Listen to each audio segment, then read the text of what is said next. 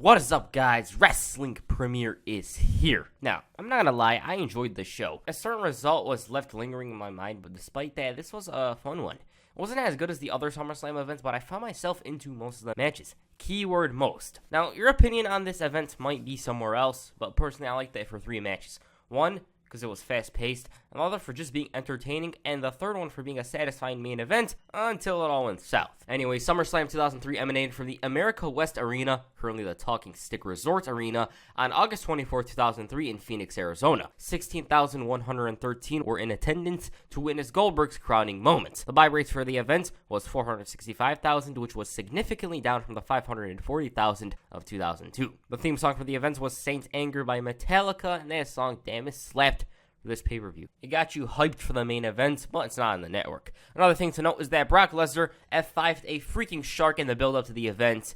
And yeah, Brock Lesnar just ran to the sea, hit the F5 on the damn shark, and walked out of the shore as if nothing happened. Now let's get into it. The show kicked off with Lillian Garcia performing the United States National Anthem. Jerry Lawler and Jim Ross provided commentary on the Raw side, while Michael Cole and Taz provided commentary for the SmackDown side. The first match was for the World Tag Team Championships. The Dudley Boyz challenged La Resistance for the gold. This feud, I don't even know why, but it was USA versus France, simply put. The fans were obviously booing the French due to their actions and tactics, and at one point they found an American soldier, I believe, and they attacked him. The Dudleys tried saving him, but it was revealed to be a ruse. An American guy was rogue. By the way, that is Robert Conway.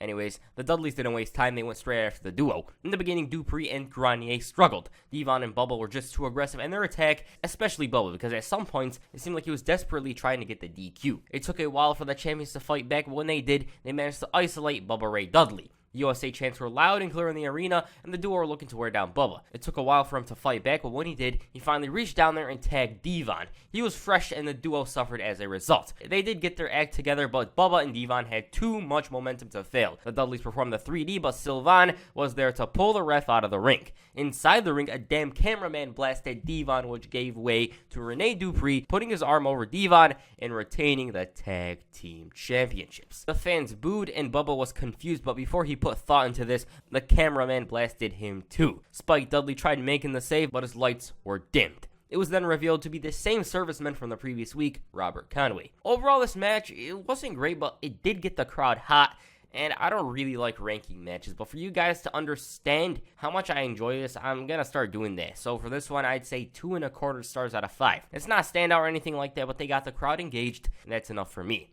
The action itself was basic, and it wouldn't have made any difference if this match happened on Raw. Your opinion on it might be 2 stars, might be 2.5, depends on what you think once again. Backstage, Christian, the Intercontinental Champion, confronted Eric Bischoff on being left off SummerSlam. Bischoff put the blame on Austin, and Captain Charisma agreed. He asked if Eric needed any help, but he declined. The Raw GM then began bragging about how he was in a bedroom with Linda McMahon and how he sealed the deal. He promised to tell all later on. The next match was between The Undertaker and A-Train. This was made due to the ongoing Vince and Sable versus Undertaker and Stephanie story. A-Train was Vince's hired gun, and so he was after Big Evil. A-Train also came out with Sable, which was explained as Mr. McMahon giving his hired gun some perks. Okay, in the beginning, despite Taker's ribs taped up, he managed to be on the offense, and he was bringing the fight. He even hit Old School, and he had the match in the bag, basically. A-Train, though, managed to bounce back by throwing Taker right into the ring post and go after the ribs. He kicked the ribs, hit suplexes, and he was just trying to wear down Big Evil. Taker did try fighting back, but Albert had him scouted, and so both men clotheslined one another. The Undertaker delivered a flurry of punches. They went back and forth with punches. A-Train lost that battle, and just when the dead man had a lot of momentum on his side, A-Train shoved him into Brian Hebner before connecting with a derailer. Despite this, the Undertaker kicked out, and once he recovered, he accidentally clotheslined the living hell out of the referee. A-Train capitalized on this by hitting the bicycle kick, and he decided to bring in a weapon. Taker, though, was there to kick the chair right in his face before going for the cover. 1, 2, kick out. He then tried the tombstone, but A-Train escaped, only to find himself on the receiving end of an Undertaker chokeslam. 1, 2, 3. There it is. Just as the Undertaker was looking to inflict even more damage to A-Train, Sable entered the ring and tried to convince him otherwise. This distraction worked out as Taker proceeded to exit the ring and leave with Sable. Ha! He grabbed her by the throat, and Stephanie made her return. She launched herself into Sable. They went at it for a couple of seconds before A-Train dragged her right out of there. So there it is. Now, personally, I'd rate this one a 2. Is it generous? I don't know. I'm not a guy that grades this stuff. I just have to do it in order for you guys to understand what I think exactly of the match. I wasn't a big fan, though. I completely forgot about what happened until I rewatched it. Now, there were some bright spots. There was that near fall, but average. The next match was between Shane McMahon and Eric Bischoff. This one is a bit complicated. Kane was kind of involved. Linda was involved due to Bischoff visiting her house. But main story, Shane didn't like Eric in general, and to add fuel to the fire, he kissed his mother, so there's that. Bischoff then came out and he bragged about this before the match. He made Linda look like $1 million. He was praising her and he's asking Vince, like, why are you going out with other people when you have that woman at home? Stuff like that. And then Shane came out. He seemed like he was in a state of trance. He was hell-bent on destroying Eric Bischoff, and it was his only priority at this point. Right when the bell rang, Shane pounced on the Raw GM. Eric realized this wasn't his fight. He tried to leave, but he was unsuccessful. Shane O'Mac continued to bring the fight to the master of the black belts. As Shane was kicking Bischoff's ass, the most random, and I mean random, thing happened. The coach, the interview guy from out of nowhere, blasted Shane with a chair. Bischoff made the match false count anywhere, and let me explain why this is random. Coach before this wasn't really a character. He was getting embarrassed by The Rock. He was just interviewing guys, that's all. This was his official heel turn, the first time he actually touched a wrestler. Anyways, Bischoff shut off the commentary team's mics in order for Coach to provide his own commentary. Bischoff delivered 4 not-so-vicious kicks, and the 5th didn't work. Shane fought back, and Stone Cold came out, but there was silver lining for Coach and Eric Bischoff. Austin couldn't touch them, and Jonathan Coachman continued to tease Austin, I'm not touching you, when Shane shoved him right into him. This meant the no-touch rule was right out of the window. He blasted Coach right in the face, and Shane, the Texas Rattlesnake, stomped a mud hole. A mean-looking mud hole, as you can see here, and they really got those kicks in. They did some tag team work before shifting their focus to Eric Bischoff. Austin turned on the mics for JR and Jerry Lawler before allowing Shane to finish taking care of his business. Shane, though, preferred if Austin stayed. Bischoff slapped Austin in the face, and he received a stunner. The crowd was really enjoying this, and so did Shane. He refused to wrap it up then, and he placed the co-GM on the announce table and connected with the coast to coast. 1, 2, 3. There it is. Shane and Austin celebrated, and overall, I enjoyed this. The in-ring quality wasn't there, but as a story, I take it. I can't really rate this one due to what occurred, but it was enjoyable for me. Backstage, Ric Flair informed Randy Orton of the task at hand, letting him know that there's no what-ifs in the match. What if Triple H gets eliminated? What if I'm there? Then the game entered and informed Randy of this too, and basically he just wanted the title on his shoulders. He didn't want it on Randy Orton's shoulders. He didn't want it in Evolution. He just wanted it on himself. The next match was for the United States Championship. Chris Benoit, Tajiri, and Rhyno challenged Eddie Guerrero for the gold. Now, around this time period, Eddie Guerrero had one of the weirdest heel turns ever. He did some heel things, but I wouldn't consider him a heel. And no, it wasn't like he was a babyface outright. He actually turned heel a few weeks earlier, but the heel turn itself, I don't know what to say about it. The fans really loved him. They were cheering him here. They were cheering him on SmackDown at the time. Everyone loved him. Also, he was the first U.S. champion, WWE version. I just had to mention it. Anyways, upon the bell ring, it was fast-paced. Rhyno and Benoit went at it. Eddie did enter the ring in order to stop the crossface. Tajiri kicked the hell out of Rhyno, and once again, Latino Heat broke the pin or submission. Eventually, though, the trio caught him and managed to get a piece. Each man was there to break one another's fall. Latino Heat went one-on-one with Tajiri for a bit, and it didn't work out for him. There was just so much that was happening during this match, I don't think I can mention everything. Tajiri was delivering lethal and accurate kicks. He had hamstring elbows. Rhyno was about the power moves. Eddie was about the high-flying moves. He tried avoiding everyone, but whenever an opportunity arose, he was there. At one point, he locked Tajiri in the lasso from El Paso, and Benoit locked Rhyno in the crossface. It was like a who blinks first situation. Eddie did, then he found himself in the crossface. Rhyno and Tajiri went back and forth. Rhyno hit a rough-ass spinebuster, and as for Benoit, he was all about the Germans. This backfired, and Tajiri hit one himself and connected with the bridge, and he found a way to lock Benoit on the tarantula. Meanwhile, Eddie with the championship received a spear, which he didn't feel because Rhyno ran straight into the belt. He tried going to the top rope, but Tajiri was there to kick him. Then, this is the best part. Benoit knocked down Tajiri and stepped over him in order to hit the flying headbutt. Tajiri and Benoit went back and forth, and eventually, they fell to the outside. Eddie then hit a clutch frog splash on Rhyno to retain the title. Yo, this match was straight fire. I didn't even cover all of the action, and that's one thing to know. Not everything is there, and if you're bored, I suggest you go and watch this damn thing. Eddie was totally in form, and he got it at this point. He had the character, and everything else was there. The other three were great in the roast. Tajiri was about the kicks, Benoit was there to try and end it when he could, and Rhyno was after the power moves. So for this one, I'd rank it a 3.5 stars out of 5. I feel like they could have shifted to another gear had it gone a bit longer, but hey, it's good enough regardless. That match was fun as hell. Can't stress it enough. The next match was for the WWE Championship. Brock Lesnar challenged Kurt Angle for the gold. Now, this story was covered in this video, check it out if you're interested, but for this one, I'm covering the match itself. Long story short, Brock was initially friends with Kurt, but then Angle took the title away from him and he grew jealous. Another thing to note is that Vince got into Brock's head and he was out to unveil the new Brock Lesnar. Okay, so the bell rings. Collar and elbow tie-up, Angle tried taking control with some of his amateur wrestling skills, and this did work out for him initially. His strategy was working, and as for Lesnar, he was frustrated. His power tactic worked initially, but then Angle exploited Lesnar with some arm drags to trigger him. He tried taking the title to the back, but the real champ went after him. Angle's quickness helped him escape the beast, but then Lesnar went for the power game once again. This time, though, it worked. He threw Angle around like a toy, and he was aggressive with his punches and kicks. He then tried wearing down Kurt with a variation of the cross-face chicken wing. Angle struggled to escape the hold, and once he did, he chop-blocked Lesnar's knee. Brock continued to punish Angle, and he thwarted his every attack. The champ failed to make an impact until this happened. Lesnar bumped into the post, and Angle retaliated by going after both the shoulder and the knee. Eventually, he led Brock right into the Germans, and Lesnar responded with a belly-to-belly and a spinebuster. He tried wrapping it up with the F5, but Angle countered it into a DDT. Angle then took down the straps, and it was crunch time. He successfully hit the Angle Slam. 1, 2, nope. He took the straps off once again, and he locked Brock in the ankle lock. The challenger's leg strength, though, sent Angle right into Mike Yoda. Brock tried the F5, but Angle locked him in a submission hold. He managed to once again pick Lesnar and lock him in the ankle lock. After a while, Lesnar tapped out, but there was no referee. All of a sudden, McMahon from out of nowhere blessed Angle with a chair.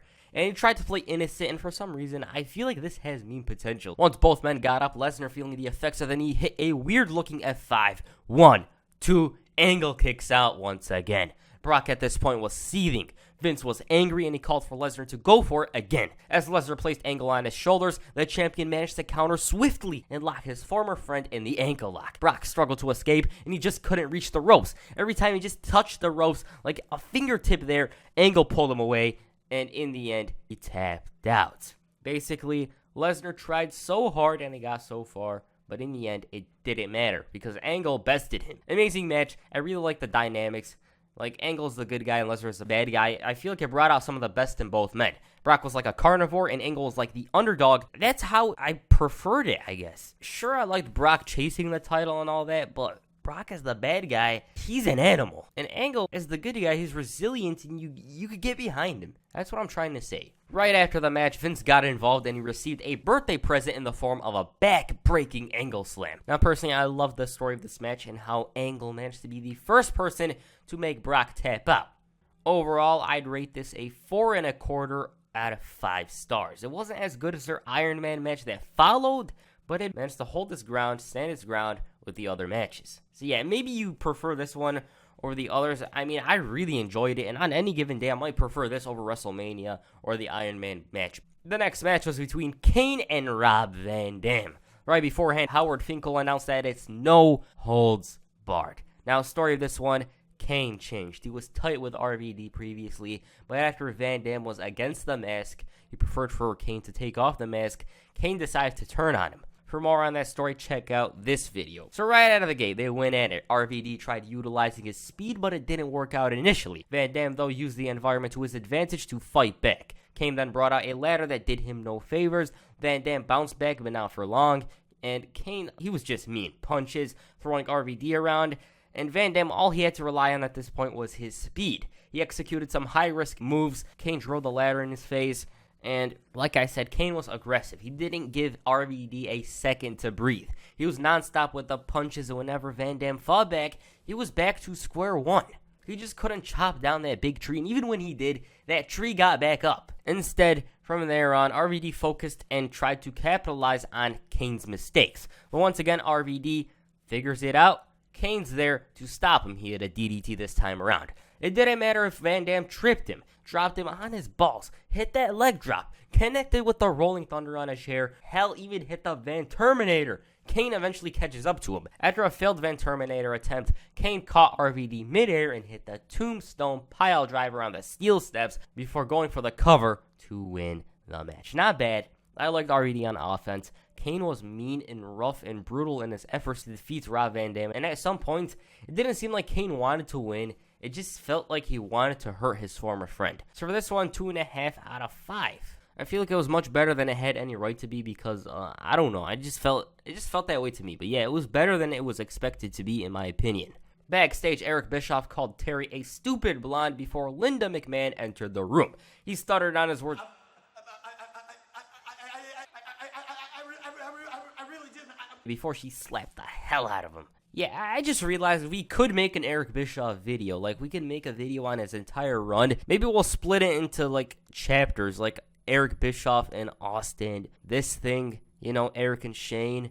Eric and Cena, 2005. Yeah, we can do something like that. I'll try something like that in the future, hopefully. Meanwhile, the champ was preparing for the main event. Flair had some positive words, and it was time. And the main event. Triple H defends the World Heavyweight Championship against Goldberg, Chris Jericho, Kevin Nash, Randy Orton, and Shawn Michaels in the Elimination Chamber. Now, for context, this match was originally going to be between Triple H and Goldberg, a singles match it was going to be, but the game suffered a groin injury, hence the change and hence the biker shorts. The match was even promoted on Raw about a month earlier, but the injury postponed the singles bout. Another thing to mention is the promo. It was so damn cool, but the network has the Metallica song dubbed, which is a shame.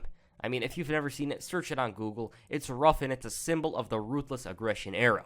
Another thing to mention is that Goldberg botched his entrance. He tripped, but it wasn't to be seen on the network. Another thing to mention also, Goldberg was mad over. Everyone was clamoring to see him as champion, and he had so much momentum that it was impossible for them to botch it. Randy Orton was 23, which is so crazy to think about, and Kevin Nash was sporting a new hairdo. This was because he was set to feature in Marvel's The Punisher. It was Chris Jericho who cut his hair about a week earlier. Okay, so it was Chris Jericho and Shawn Michaels who started things off. Collar and elbow, Shawn went for a springboard, a backslide, and he was quick. And personally, it's hard to think this guy was out for 4 years. Jericho slapped HBK, he returned the favor, Y2J bounced back with a facebuster and a clothesline, and now it was time for the next entrant.